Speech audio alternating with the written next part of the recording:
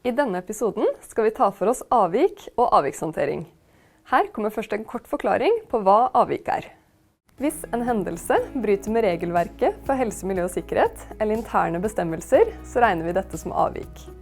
For eksempel kan et avvik være: Jeg skulle utføre arbeid på tak, men stillaset var ikke ferdig montert på den siden av bygget som jeg skulle jobbe på.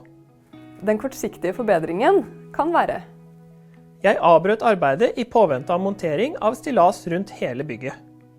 Forslag til langsiktig forbedring kan være: Vi må ha bedre framtidsplaner etter at sikringstiltak er ferdigstilt.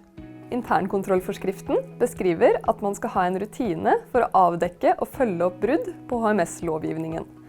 Formålet med dette er å kunne forebygge skader og ulykker.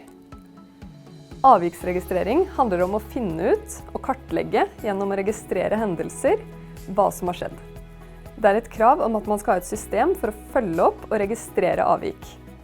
Et slikt system bør beskrive hva det er som har skjedd, hvorfor det skjedde, hvilke tiltak man gjorde for å løse problemet der og da, og hvilke forebyggende tiltak man kan gjøre.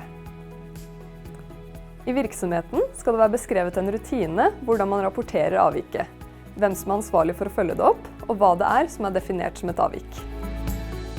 Det er leders ansvar å informere de ansatte om virksomhetens avviksrutine og avvikssystem, og gi opplæring i bruk av dette.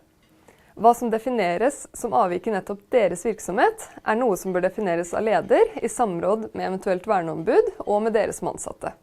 I lovteksten heter det at arbeidstaker straks skal underrette arbeidsgiver, eventuelt verneombudet, og i nødvendig utstrekning andre ansatte når man blir oppmerksom på feil eller mangler som kan medføre fare for liv eller helse, og vedkommende ikke selv kan rette på forholdet.